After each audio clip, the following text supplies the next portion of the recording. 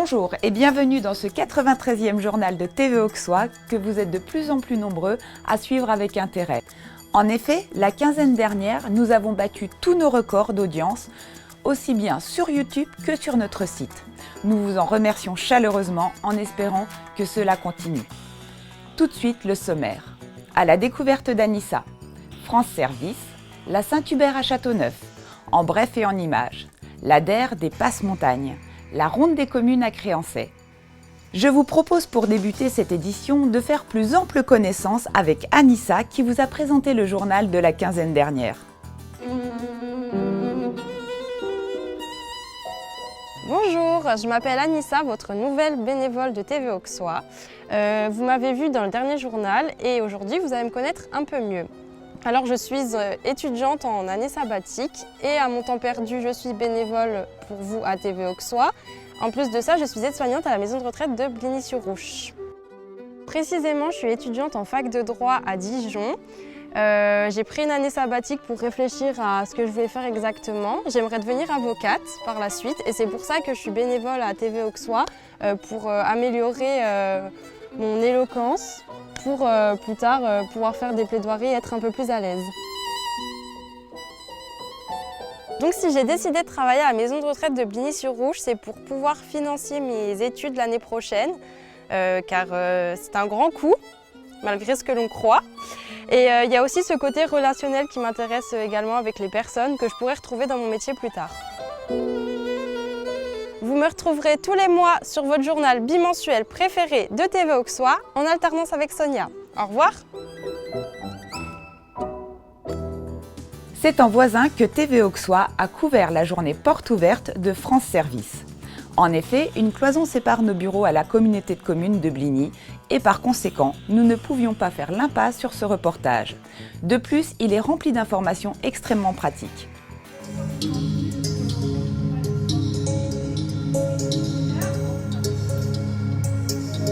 Aujourd'hui, on est là parce que ce sont les journées portes ouvertes France Service. Nous avons décidé de faire ces journées-là pour faire découvrir aux habitants et aux élus que nous existons. Il y a un France Service à Bligny-sur-Rouche à la communauté de communes et il y a également un France Service au centre social de Pouilly-en-Ossois. Je suis entourée de mes collègues, Meriem Damani, animatrice France Service, et puis mon autre collègue, Julie Rocher, qui vient d'arriver également à France Service. Les missions de France Service, c'est d'aider les habitants dans leur démarche administrative. Refaire leur carte vitale, leur carte d'identité, leur carte grise, leur permis de conduire, tout ce qui est demande aussi auprès de la CAF, des impôts. On est là pour les aider au quotidien. En plus, nous avons Anthony Ambert qui est là pour aider les personnes au niveau numérique, tout ce qui est tablette numérique, ordinateur, internet. Nous sommes ouverts à la communauté de communes de Bligny-sur-Rouche du lundi au mercredi de 9h à 12h30 et de 14h à 16h, le jeudi après-midi de 14h à 16h et le vendredi de 9h à 12h30 et de 14h à 16h. Nous sommes également au centre social L'Agora à Pouilly-en-Ossois, le lundi et mercredi de 8h30 à midi, de 13h30 à 18h, le mardi de 8h30 à midi et de 14h à 16h, le jeudi après-midi de 14h à 16h et enfin le vendredi de 8h30 à midi et de 13h30 à 17h. Il est préférable de nous appeler pour venir nous voir. Nous vous attendons! Il est des traditions que nous sommes heureux de voir perdurer. C'est le cas de la bénédiction des animaux à l'occasion de la messe de Saint-Hubert dans le village de Châteauneuf. Au son du rallye Trompe de Louche et sous un pâle soleil d'automne qui réchauffa les nombreux pèlerins et curieux venus pour l'occasion. La tradition fut respectée et la fête fort réussie.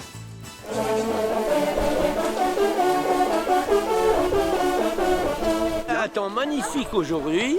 Malgré la pluie annoncée, on est quand même présent et les gens sont présents à Châteauneuf. Depuis 25 ans, on vient faire bénir nos chevaux et tout se passe bien. Et vous venez d'où? De Saint-Victor-sur-Rouge, et de l'association des cavaliers de la vallée de Louge.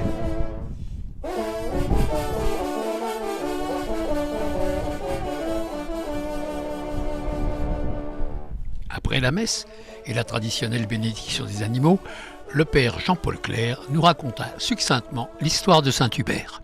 C'était le vendredi saint. Alors il y a une voix qui lui a dit « Qu'est-ce qui fait à chasser le vendredi saint? Tu n'as pas d'autre occupation dans ta vie de baptisé que la chasse ce jour-là. C'est quand même un jour important. » Et le grand cerf qui était devant lui, il a vu entre les bois du cerf une croix lumineuse. Alors ça l'a touché profondément et ça l'a converti, quoi. C'est pas à partir de là qu'il s'est dit mais la chasse c'est bien, mais j'ai aussi une autre mission. Et il est devenu évêque de Liège. Ah oui? Oui. Et puis de là, l'Église l'a choisi comme protecteur, patron des chasseurs.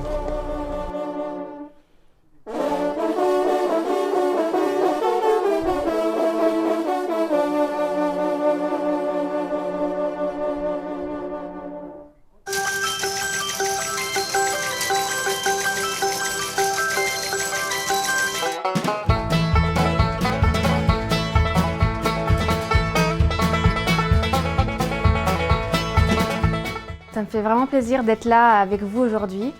Je suis revenue en vacances en France, à Bligny, pour quelques semaines. Ça fait très longtemps que je n'étais pas venue, ça fait 2 ans et 7 mois. Le retour aux sources se passe très bien, ça me fait énormément de bien de revoir tout le monde, de me balader dans Bligny, de voir que tout est là, rien n'a changé et puis je me sens encore comme chez moi et c'est magnifique de ressentir ça. Et je vais rentrer dimanche dans mon petit chez-moi canadien et je trouve que c'est extraordinaire de pouvoir vivre tout ça. Ma vie d'infirmière se passe très bien. Je travaille dans un hôpital de région d'une ville de 60 000 habitants. Je travaille 4 jours par semaine, comme ça me permet d'avoir plus de temps dans mes activités. Et puis j'ai des super collègues, je travaille aux soins intensifs. C'est ce que je voulais dans la continuité de mon parcours professionnel. J'ai découvert que j'avais un amour pour la nature et je remercie le Canada pour ça parce que je pense que je l'ai développé là-bas et c'est incroyable parce que quand je sors en nature, je ne me sens pas aussi bien ailleurs en fait.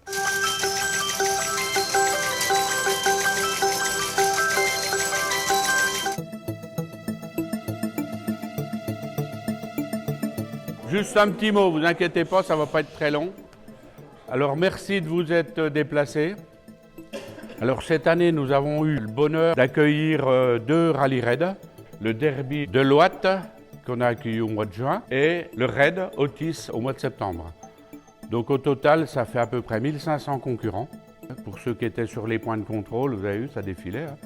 C'est une opération qui a été montée depuis 2019. C'était juste avant le Covid. On a été contacté par la société Savens qui était en charge de l'organisation. Alors, je ne sais pas si vous avez remarqué, mais ça tient la route, l'organisation. Je voudrais vous remercier tous d'avoir participé, parce que je pense que quand même, sur tous les bénévoles qu'il y a, en plus de ça, vous allez garder un excellent souvenir de la journée. Sans l'entreprise Savens, ce n'était pas faisable. Sans vous non plus, parce que malgré tout, il fallait quand même un peu de bénévolat. Et puis sans les concurrents non plus. Donc bravo à tous.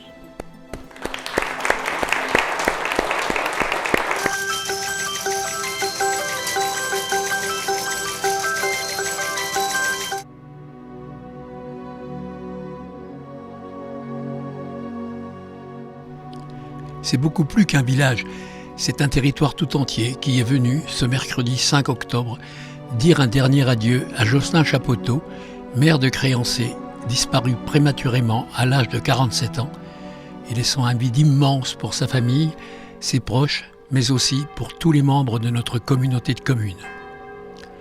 Les bénévoles de TV Auxois s'associent à moi pour présenter à toutes et à tous nos sincères condoléances. Avec sa disparition, notre Web TV perd un ami et un soutien de poids. Nous ne l'oublierons pas.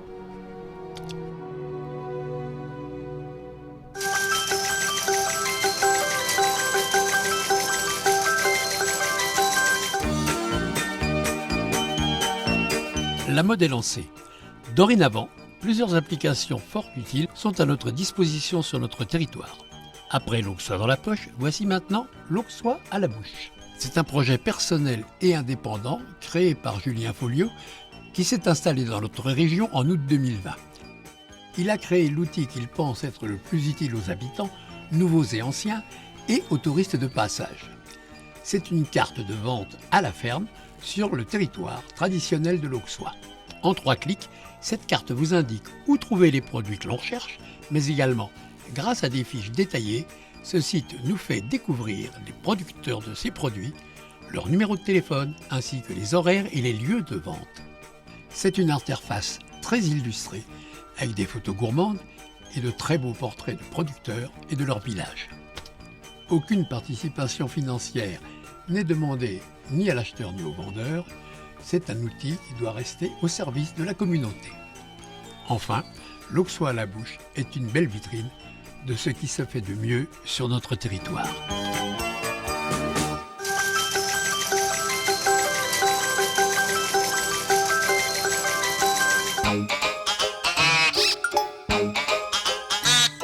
Ce soir, c'est le grand soir de la présentation de notre spectacle, on va dire pour nous, une toute petite présentation, qui va se jouer à la fin du mois d'octobre pour la première à Arnay-le-Duc, après ici à Bligny-sur-Ouche le 5 et 6 novembre, et puis à Vandenesse le 12 novembre.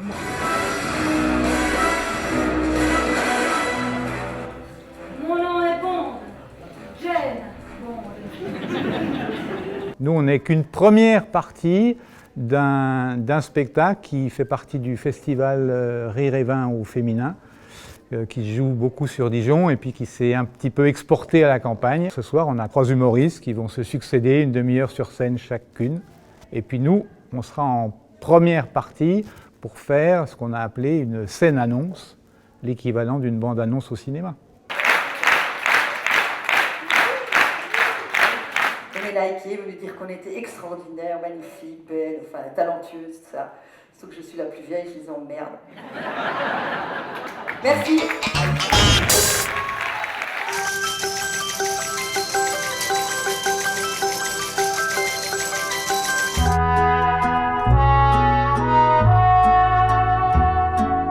Nous sommes heureux de vous inviter au festival de Dia de los Muertos à Bligny-sur-Ouche les 22 et 23 octobre.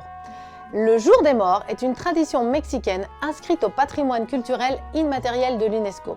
Le samedi 22 octobre, à partir de 14 h, une entrée à 12 € vous permettra d'assister à un spectacle de ballet folklorique mexicain. À partir de 19 h, une soirée bohème avec un repas-concert. Et enfin, le dimanche, venez manger les vrais tacos à partir de midi et restez avec vos enfants pour les accompagner dans les ateliers proposés en après-midi. Venez nombreux. Au revoir.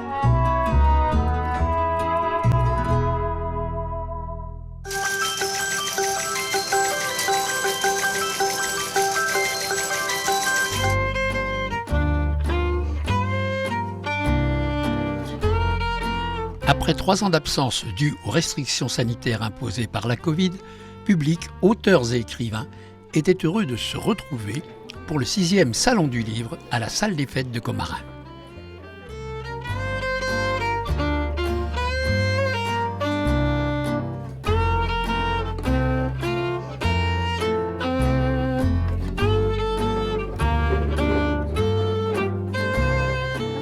On pouvait y voir quelques habitués incontournables. Ici, Claudine Vincenot venue en voisine. Là, Janine Chanusso d'Anteuil et bien d'autres nouveaux participants exposant leurs œuvres.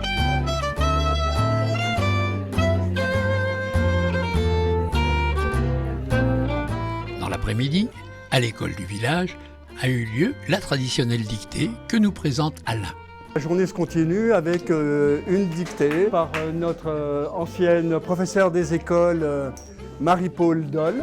Après correction, on va vous remettre donc symboliquement des petits prix. C'est pas non plus. Vous êtes là pour le fun et pour.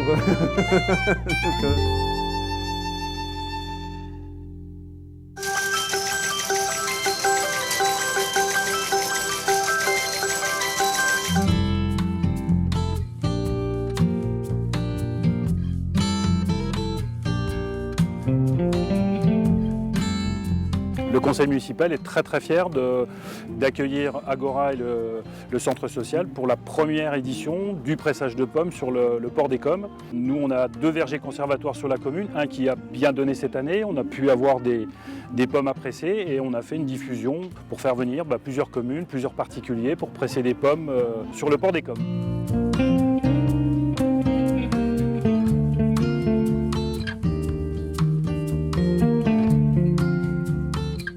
L'idée est partie de valoriser les vergers conservatoires implantés sur le territoire de la communauté de communes de Pouilly-Bligny. Et la mairie de Maconge a été l'une des premières communes à vouloir comporter ce projet. C'est pour ça que nous faisons cette première à leur côté. Pour le pressage de pommes, nous nous sommes rapprochés de la Samar, qui est une association qui travaille autour de la pomme et qui ont le pressoir. Et la Barboulotte, qui est une association près de Saulieu, qui fait de la réinsertion par le maraîchage, mais également par la restauration. Et ils sont venus avec leur restaurant qui s'appelle le Ptiozinc, proposer des repas autour de la pomme. Cette journée étant porteuse, on vous attend nombreux l'année prochaine à une date similaire avec vos bouteilles et vos pommes pour faire perdurer cet événement. Alors à vos pommes pour l'an prochain.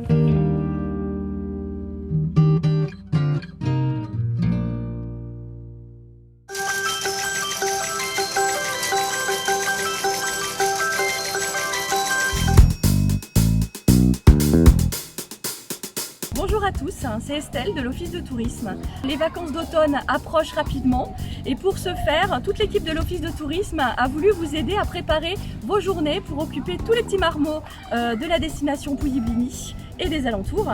Et on vous a préparé un petit guide qui s'appelle le guide des acti-vacances d'automne, dans lequel vous allez retrouver toutes les activités à pratiquer, toutes les animations à faire et toutes les manifestations qui se dérouleront pendant les vacances d'automne entre le 21 octobre et le 6 novembre. Donc n'hésitez pas à vous fournir ce document à l'Office de tourisme. Il sera disponible également sur notre site internet et on va le faire diffuser dans les écoles de notre territoire. Profitez bien de vos vacances et à très vite. C'est avec un peu de mélancolie que TV Auxois a assisté à la Der des Der des Passes-Montagnes, groupe de musique traditionnelle bien connu des habitants de notre territoire. Ce 1er octobre, à Pouilly, c'était la Der des Passes-Montagnes, ce groupe de musique trad, fondé par quelques amis il y a une vingtaine d'années, et qui a animé nombre de soirées sur notre territoire, mais pas que. Nous avons animé donc une centaine de balles durant ces 20 années, des scènes ouvertes dans les grandes fêtes comme la fête de la Vielle à Hanau ou le printemps de l'Auxois à Vito, des ateliers pour enfants dans certaines écoles. On est intervenu aussi dans des EHPAD bien sûr, et puis pour des cérémonies, des mariages. On est allé en Bavière, on est allé en Italie, on a pu jouer même en haute montagne dans les refuges. Donc on garde des souvenirs vraiment très imprégnés pour nous, les uns les autres, de ces bons moments partagés avec des danseurs et des danseuses qui ont apprécié nos prestations.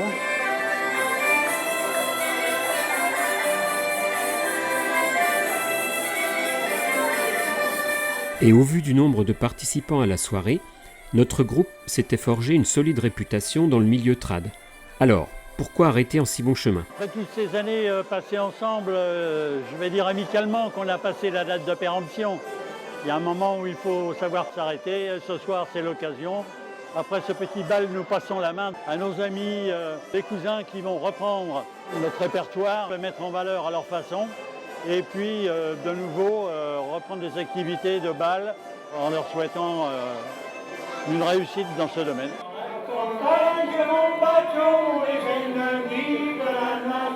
Et pour les Passes-Montagnes, quel plus bel hommage espéré que celui de Raphaël Thierry, l'un des pionniers du renouveau de la musique traditionnelle en Auxois-Morvan. Il y a des soirées que je ne pouvais pas louper, c'était celle d'aujourd'hui, la dernière, entre guillemets, des Passes-Montagnes, qui est un groupe de musiciens, d'amis, de gens militants, volontaires, qui sont dans le vrai esprit de ce que j'aime par-dessus tout, qui s'appelle l'éducation populaire, ce que nous défendons depuis quelques années avec le GMM. C'est ce principe de l'éducation populaire, la musique pour tous, avec tous et qui est partagée. Aujourd'hui, on entend une certaine forme de musique traditionnelle. Les musiques ont été voyageuses, c'est-à-dire que ces instruments-là se sont baladés un peu dans toutes les musiques. Et ce qui fait la richesse de ces instruments, la richesse Ces musiques qui sont toujours en mouvement. Et pour nous, c'est important car ça assemble des publics très différents.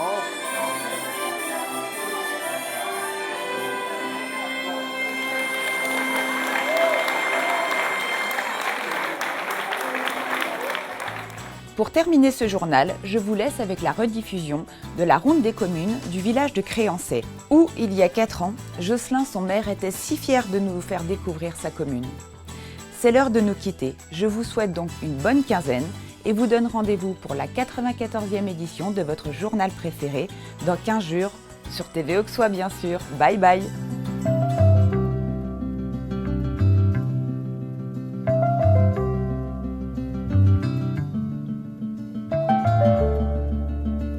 Bonjour, je me présente, Jocelyn Chapoteau, j'ai 43 ans, je suis inspecteur divisionnaire des finances publiques et je suis maire de Créancey depuis 2014, c'est mon premier mandat. Il y a 530 habitants à Créancey, nous avons le bourg avec 280 habitants, le hameau de Baume avec 140 habitants, et les hameaux de La Lochère et de Pentier avec à peu près 55 habitants chacun. Notre village est vaste, 1671 hectares. C'est un village rural. C'est un village jeune puisque nous avons 100 enfants de moins de 18 ans. Nous avons toujours une école avec 2 classes. Créancey est un village très dynamique puisque nous avons la chance d'avoir 2 zones sur notre territoire. Nous avons la zone du Pré-Raby et la zone des ports de Bourgogne. Au total, ce sont à peu près 55 entreprises, commerces ou artisans qui sont basés sur notre commune. Cela représente approximativement 100 emplois sur notre territoire. Nous avons encore 9 exploitations agricoles sur notre commune.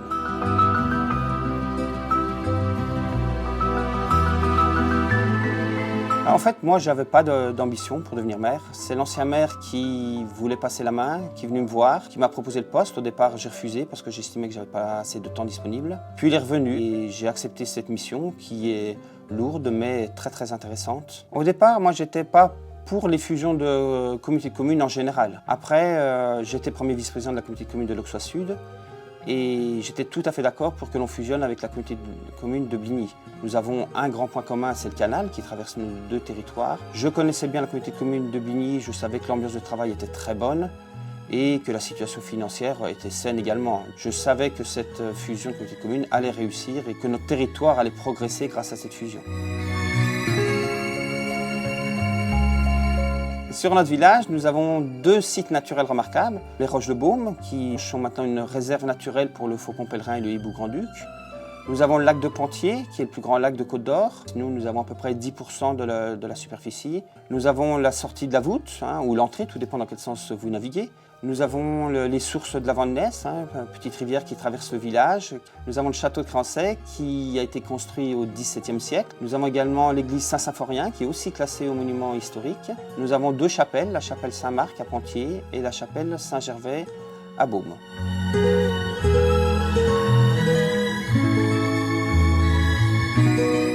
Nous avons la chance d'avoir 2 zones commerciales, donc effectivement les ressources fiscales sont notre principale ressource. Par contre, nous avons très peu de dotation de l'État, presque 5 fois moins que les communes de notre taille. Nous avons également 4 logements qui ont été totalement rénovés il y a une dizaine d'années. Nous avons une carrière également. Les 2 grandes réalisations, ça a été l'acquisition d'un local pour notre agent technique. Et actuellement, nous sommes en train de rénover totalement notre école.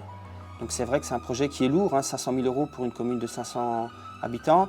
Donc ça sera notre dernier grand projet du mandat.